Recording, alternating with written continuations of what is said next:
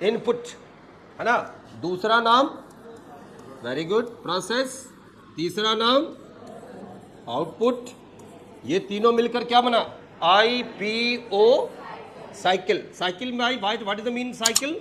जब तक के परमानेंट रिजल्ट ना आ जाए तब तक के मेरा इनपुट वाली चीजें प्रोसेस होगा, प्रोसेस के फेज से निकलकर आउटपुट में जाएगा, चेक होगा कि वो टेम्पररी आउटपुट है या परमानेंट आउटपुट है।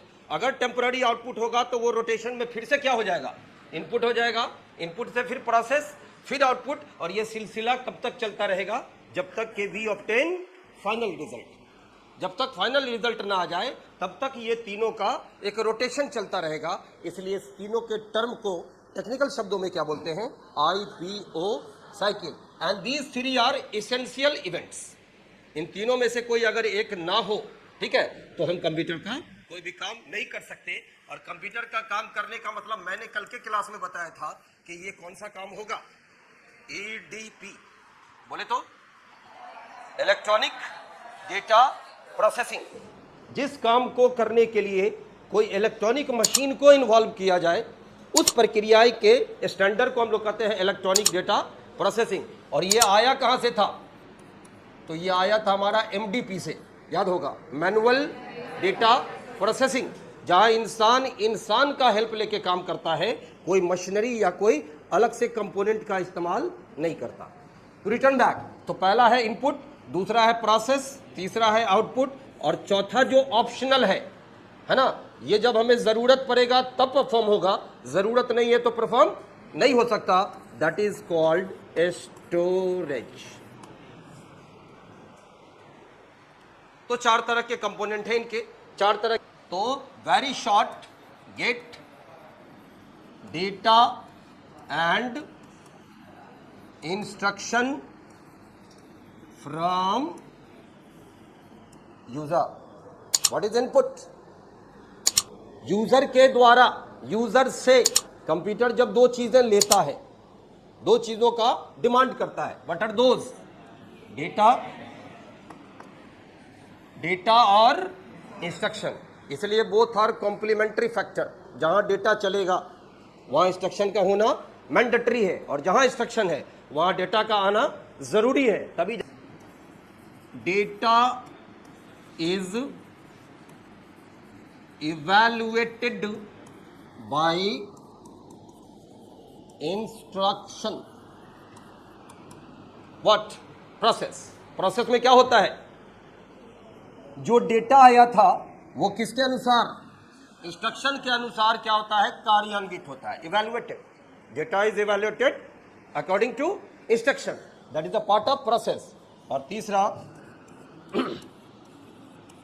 प्रोवाइड्स डिजायरेबल रिजल्ट और इंफॉर्मेशन आफ्टर, किसके बाद? प्रोसेस के बाद। क्या मिलना? रिजल्ट मिलना। कैसा रिजल्ट मिलना? That is a very very important. Desirable result means what? जैसा यूजर चाहता है, जैसा हम चाहते हैं, जैसा मुझे चाहिए, उस तरह का रिजल्ट मिलता है। If we are satisfied then it is called the result और इंफॉर्मेशन। गार्बेज नहीं आना चाहिए, हम जैसा चाह रहे हैं उससे हट के कुछ नहीं आना चाहिए। और दिल को समझा लो कि चलो थोड़े ना आगे पीछे है, never. Exact result, accurate result आना, और इस एक्यूरेट रिजल्ट को हम आप क्या बोलते हो? Desirable result. और यहां पर है collect the result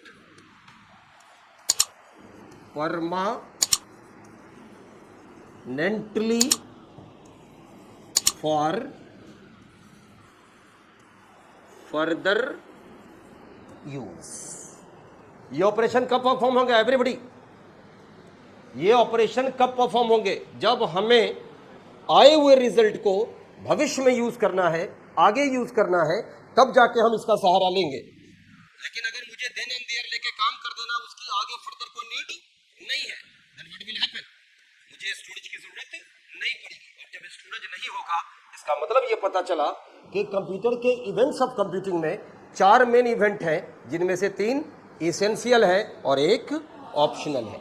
whenever we want then we require the storage, if we don't want, है ना, तो स्टोरेज की नीड नहीं होगी. Right it down. Of data and instruction.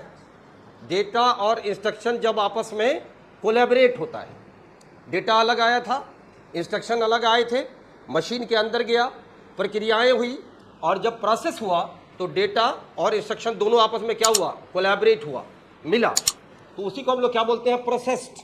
Process से बना है processed aspect of data and instruction.